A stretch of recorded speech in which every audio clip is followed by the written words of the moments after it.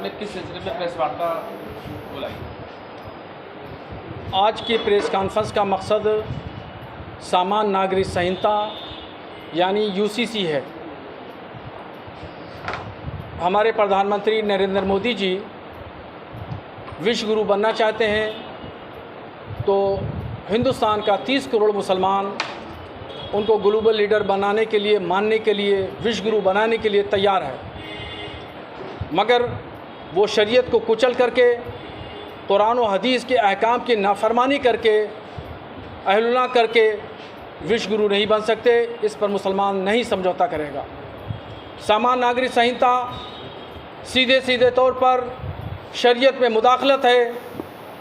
अभी उत्तराखंड की chairman UCC की महिला रिटायर्ड जज के ज़रिए जो प्रेस की है, उससे ज़रिए पता चला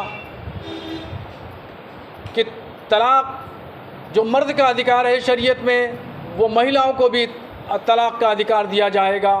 नंबर 1। नंबर 2, हर मर्द को एक शादी करना होगी और 2 बच्चे पैदा करने होंगे।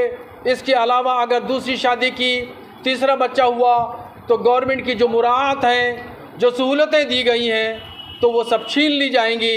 अगर नहीं दी गई हैं तो वो नहीं दी जाएंगी। यहाँ तक के वोट देने का अधिकार भी उससे छीन लिया जाएगा। तीसरी बात, हलाला और इद्दत जो खालिस शरई मजहबी मामला है, उस पर प्रतिबंध लगाया जाएगा। चौथी बात, हर व्यक्ति को, शादी करने वाले शख्स को रजिस्ट्रेशन कराना होगा, वगैरह वगैरह।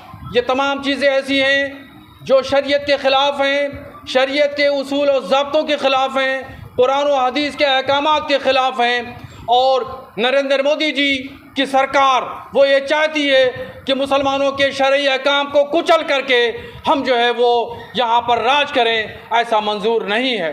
हम उनका विरोध करेंगे।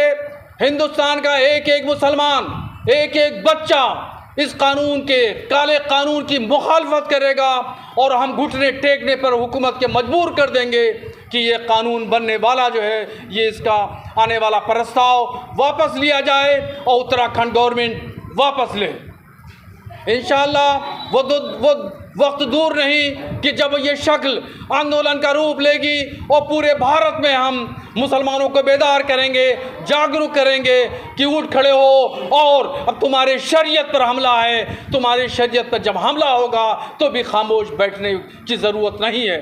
इंशाअल्लाह 30 करोड़ मुसलमान शरीयत की हिफाजत के लिए, कुरान और हदीस की अहकाम और वसूल ज़ाब्तों की हिफाजत के लिए उठ खड़ा होगा और इंशाअल्लाह हम हुकूमत को मजबूर कर देंगे कि वो अपने फैसले वापस ले। क्या आप इसको इलेक्शन कार्ड है? इलेक्शन का करना न करना ये हुकूमतों का काम है, पार्टियों का काम है। हमारा काम इलेक्शन से कोई ताल्लुक़ नहीं है। हम सीधे सीधे ये बात करते हैं कि शरीयत में मुदाखलत मुसलमानों को मंजूर नहीं है, नहीं है, नहीं है। और यही हाल जो है, और हमें लग भी रहा है कि सरकार बहुत जल्दी किसी बात पर मानती नहीं है, क्योंकि सरकार ठीक है। सरकार हर हालत में जब तक परेशान नहीं कर लेती है, जब तक 2, 4, 10, 20 लाशें ना बिछ जाएँ, तब तक सरकार को सुकून मिलने वाला नहीं है। ऐसे में हम तो अभी तो आपसे मंतकाई सतह में बातचीत कर रहे हैं। जो हाल है, यही हाल रहा तो हम फिर लखनऊ में बैठेंगे, लखनऊ में विरोध प्रदर्शन करेंगे, लखनऊ से फिर जाएंगे दिल्ली, हम जाएंगे, हम पूरे देश में देशव्यापी आंदोलन चलेंगे।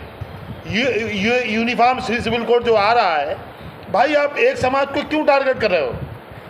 घुमा फिरा के मुसलमान और इस्लाम, इसके खिलाफ कुछ भी नहीं है। ये एक समाज को टारगेट कैसे?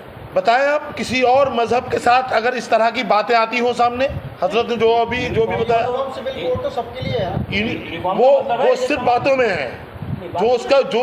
उसके लाइए दस्तावेज क्या है, दस्तावेज आए, उसके ड्राफ्ट, उसका वहाँ ड्राफ्ट आए, देख लीजिए।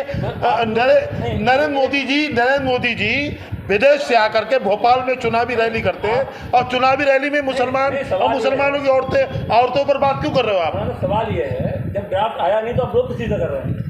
यही तो ये सरकार बेवकूफ़ बना रही है। ये नरेंद्र मोदी जी ने जो भोपाल में बोला है, उससे जाहिर होता है कि उन्होंने सिर्फ मुसलमानों को टारगेट किया है। बताइए आप, उन्होंने अपनी पूरी तकरीर में मुसलमानों के अलावा और कुछ बोला हो?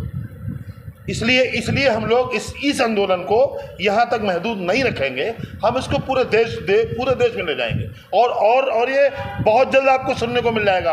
हम लखनऊ में बैठेंगे, हम दिल्ली में बैठेंगे, हम राजस्थान जाएंगे, हम देहरादून जाएंगे, हम देश के हर कोने पर जाकर के अपनी कम्युनिटी से बैठ करके बातचीत करेंगे कि हमारे साथ जो ये दोगली रणनीति सरकार रच रही है, इसके खिलाफ हमें आंदोलन करना चाहिए और हम आंदोलन करेंगे।